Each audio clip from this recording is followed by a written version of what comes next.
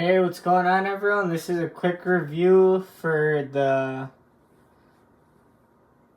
ESTRELLA. This is a collab by him, by J Audio. I'm sure you guys know him. He's one of my friends of mine. And yeah, so just came in with this. So this is a demo unit. And then this is like the production one. I use the CP100s to test these, so yeah. The company, I'm not sure how to pronounce this name. It's like ZiiGaat, I believe, but I'll just call it the ESTRELLA. I do like how this design is. It looks really nice under the light. Good build quality, good cable. I don't really have any complaints. This cable doesn't really get tangled up, which is nice. Yeah, it's pretty good. The price point on this IEM is like $300, so solid mid-tier product.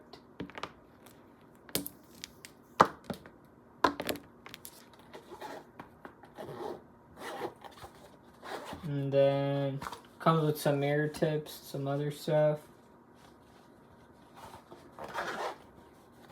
Yeah, let's talk about the sound quality now. So the tuning of this IEM, I would say pretty Harman tuned with like extra bit of sub bass. I wouldn't call it like a studio monitor type of tuning because I feel like it just has a little extra bass presence, which is a good thing. But yeah. So I would say I really like the sub bass on this. So let's just start off with the bass. So the driver they're using for this IEM, overall, not just the bass, but like the mids and treble, they're using high quality drivers in here. Sonian and Knowles. But one thing that stood out to me about the bass, since we're talking about the bass first, was I'm getting a lot of texture and nuance in the bass. And it's like above average for what I was expecting.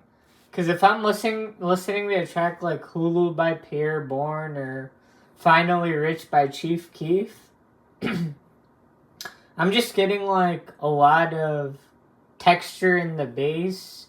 It's not like perfect in terms of the clear-cut definition of the note, but when there's a lot of bass and the bass is rumbling and those notes are hitting, I almost get like a sensation by my ear. Like I would say like a little better than your average set or even anything I've heard in this price point.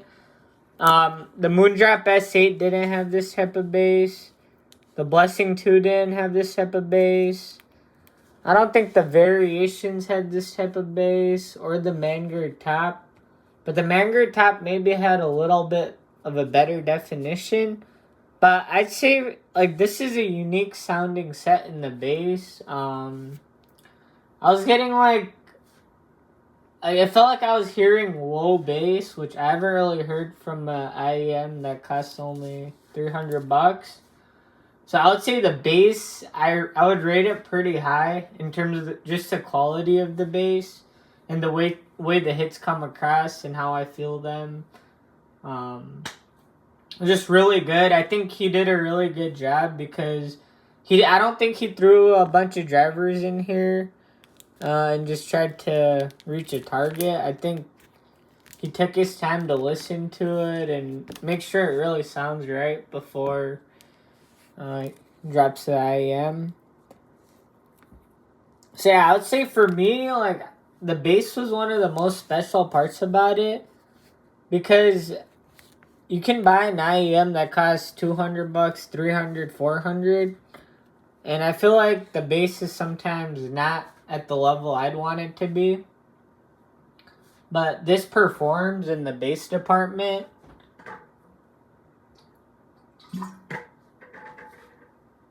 So yeah, it works for basically any genre because of the way it's tuned.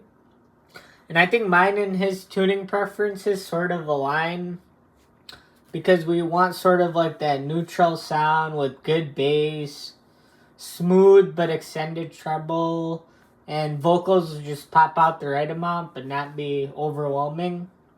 But I think he does like vocals. But basically, this IEM was tuned so it really fits a wide variety of music, and I can't see, like, based on what this is tuned like, I can't see someone complaining about the way it's tuned. It's just really, really good tuning. There's nothing inherently that sounds wrong to my ears with the way this is tuned. So, yeah, that's what I think about the sound profile. But yeah, now let's talk about, like, the vocals, the mid-range, the instruments. Everything's really well augmented. I could hear everything clearly. Vocals are forward, but not overwhelming.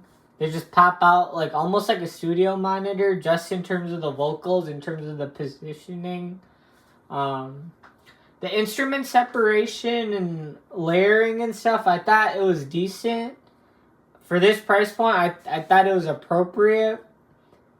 It won't blow you out of the water, but for this price point, I think it's right about where it needs to be for me to be satisfied. I get decent amounts of space.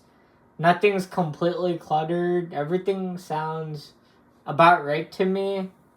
Vocals, pianos, guitars, drums, instruments, mandolin, cello, compositions, everything sounds good. So yeah, I feel like if you're buying an IEM, like, and you have an IEM, let's say that costs $50 to $100, but you want to explore something that's a little better, but you don't want to spend more than $500, let's say, I think this is a solid option. It just sounds pretty good for its price point. Better than the other IEMs I've tried. Like I said, the S8 or Blessing 2, or maybe even the Volume by Soft Ears. So yeah.